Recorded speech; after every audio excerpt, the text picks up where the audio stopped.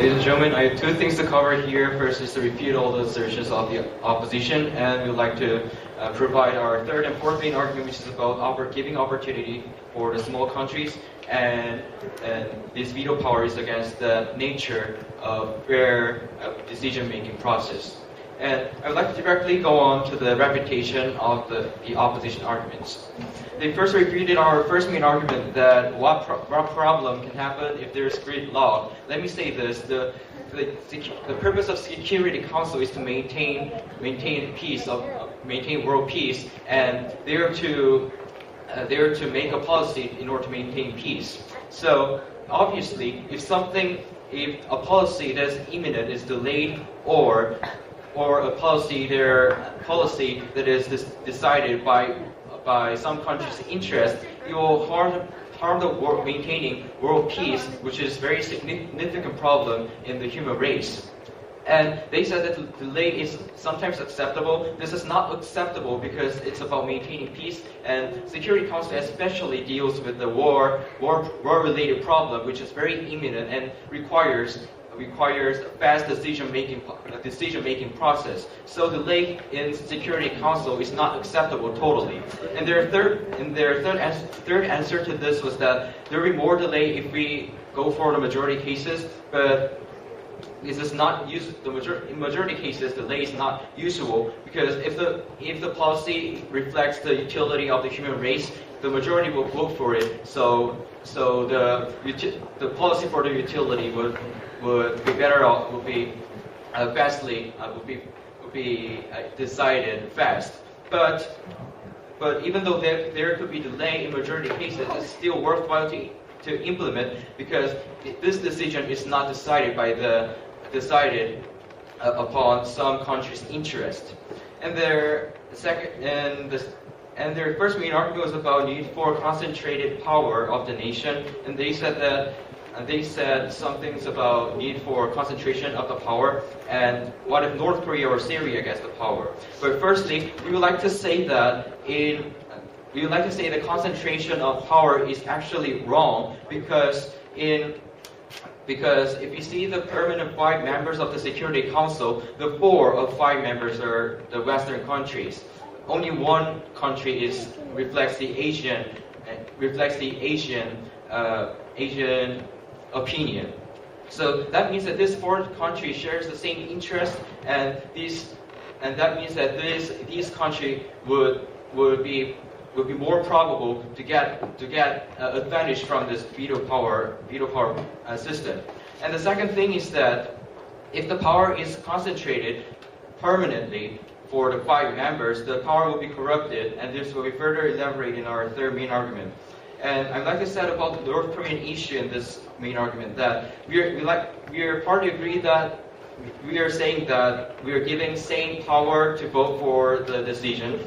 But this does not mean that this North Korean or Syrian people's opinion always wins. We believe that we still reflect majority cases, which means majority cases thereby securing the utility of the human race. This is still worthwhile to implement. And I would like to answer their alternative that firstly, it doesn't solve the status quo's problem. That the problem with the status quo is that the power is concentrated, and some countries takes interest in this process.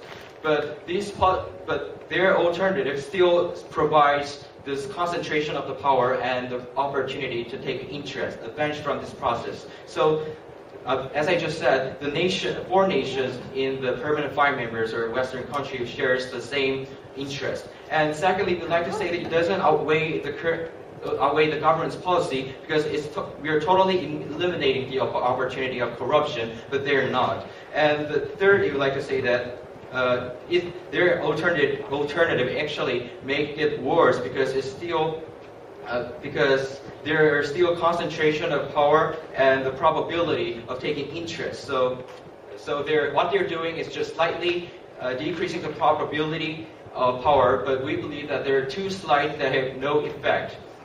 So let me provide our constructive main argument. Our third main argument is about opportunity. In the status quo, most nations' opinion is ignored by this veto power.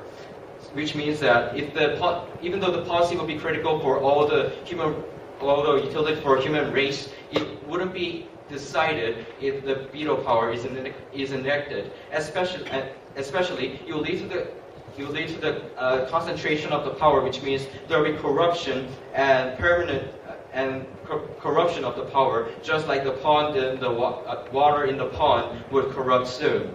So what we believe is that the power needs balance and checks and balances, but this veto power doesn't allow these checks and balances. So these will lead to the problem. This will exacerbate the situation, not only in the diplomatic issue, but all the international matter. As an impact, we believe that by eliminating the veto power, the global power balance will be power will be balanced, and the small countries would have opportunity to get power, so that their opinion will be reflected in the decision-making process.